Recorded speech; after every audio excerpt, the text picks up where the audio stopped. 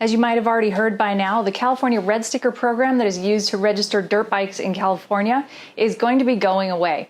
Starting in model year 2022, things are going to start looking a lot different in California in terms of off-road access, where you can ride, and what designation your bike receives. It's a complicated issue at this point, and it's been a little bit confusing for a lot of people, but I'm going to break this down for you. I've spoken to some manufacturers, spoken to some dealers to simplify this, so we're going to break it down for you. Starting with the short version. Back in 1998, the California Air Resources Board, also known as CARB, took a look at the OHV community and decided we needed to clean up our act and start burning a little bit cleaner on the exhaust. They came up with some new emission standards that we were required to pass. The pushback from the manufacturers and from the OHV community at that point was that this is too strict. We still need to have our race bikes and our competition bikes for closed course. So what CARB allowed for was the Red Sticker program, which is designated for competition motorcycles, and these were designed and intended for closed course purposes and racing. And to clarify that a bit, the Red Sticker program was for regulating the recreational use of competition vehicles. Even back in 1998, this was supposed to be a temporary fix and was supposed to be revisited by CARB down the road once manufacturers had time and resources to build towards this more emissions compliant spec, which we know as green sticker. And the expectation from CARB at that point was that the recreationists would buy the compliant bikes, the green sticker bikes, and that only racers would buy the non-compliant red sticker bikes. So a couple of decades later, and CARB took another look at the OHV community and started realizing pretty much everybody's buying red sticker bikes, and green sticker bikes are hardly selling at all. And the red sticker rules, to be honest, were not all that restrictive at all. It limited you to a season that you could ride your off-road bike in certain areas, but generally the only seasons that were blacked out for red sticker motorcycles was the summer. And who wants to go riding when it's 100 degrees out anyway? So there was very loose restrictions. All in all, it was a pretty big loophole that we got away with for a pretty long time. So it's not really coming as any huge surprise that a couple decades later, now that CARB has taken another look at this, they're realizing, look, you guys took advantage of this really big loophole, so you're done. Although these talks have been going on for a couple of years now, the new rules were only set, I think, a little over a year ago now. And that time frame for a manufacturer in terms of their production schedules is a blink of an eye. It's already mid-2021, 22 models are already on the way. Some of them are already on floors.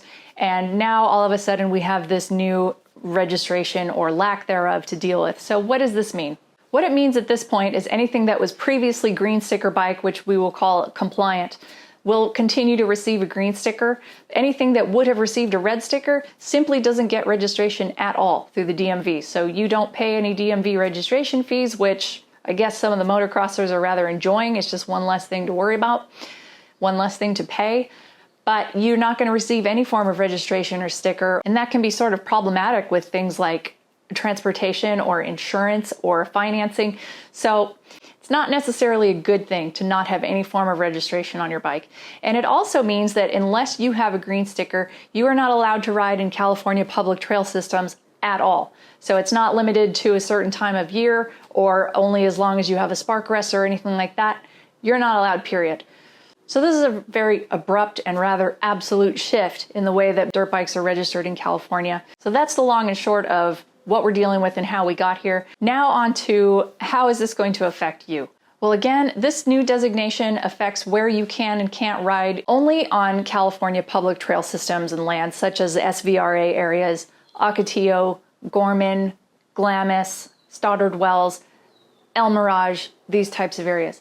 There are also large swaths of land, especially in the California desert, that are BLM, Bureau of Land Management, and that's federally managed. So they're not necessarily going to take on the same regulations that California passes.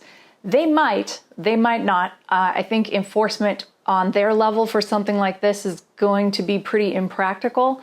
So, but we don't know. We don't know what's going to happen there. This is also not going to affect anything in terms of closed course, motocross, private property, anything there. That's all going to stay the same, so that's good news.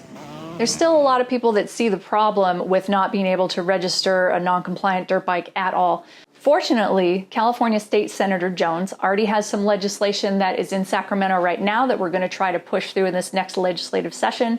It is SB 227, which is the California Competition Registration Sticker Bill. Now, if that passes, it's going to allow you to get a registration sticker for your non-compliant bike. The good news is this has wide bipartisan support, and there's a lot of organizations, including DMV. I think the DMV has probably taken note of how much revenue they stand to lose by people not registering their dirt bikes. And CHP is also behind this, as well as Cal Parks. The California State Park System is behind this bill. So hopefully that's going to pass. I think we still all need to make sure to get behind this. Call your representative, ask them to please support this bill. That's going to be the first step in moving toward competition exemptions for dirt bikes. So what are competition exemptions going to look like? I'm willing to bet they're not going to be as loose as the red sticker regulations were, but I think that there's still going to be some wiggle room here. Fortunately, believe it or not, the people at CARB do understand the value of racing and competition, and also the need for practice prior to a competition for safety reasons.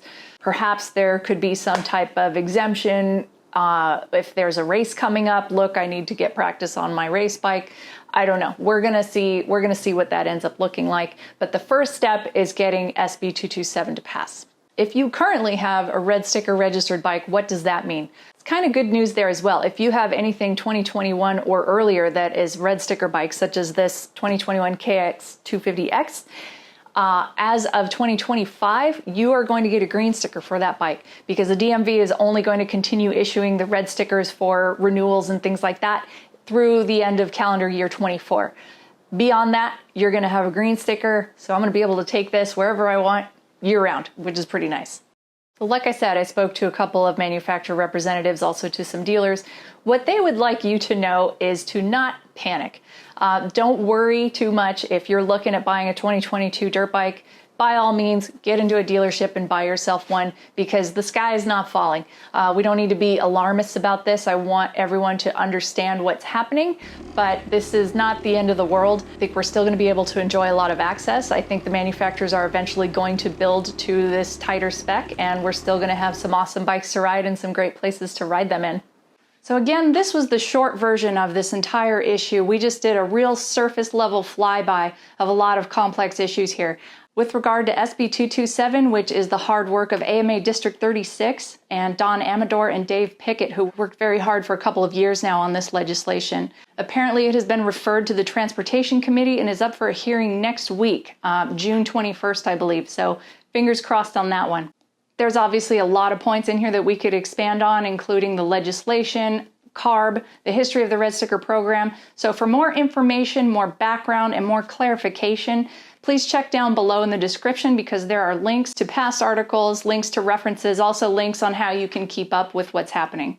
Thanks everyone for watching. My name is Jean Turner. I'm a longtime journalist in the motorcycle industry, alias Calamity Jean on Instagram. If you enjoyed this video, if you got something out of it, please like, subscribe, and please do leave me a comment. Let me know if you have any questions, any areas that you'd like a little bit more clarification. There's obviously still a lot more to come in terms of this issue before everything is put to rest. So we're going to try to keep the updates coming. Please let me know if you find it useful to receive updates in this format, because if so, we'll find a way to keep them coming. Thanks again for watching.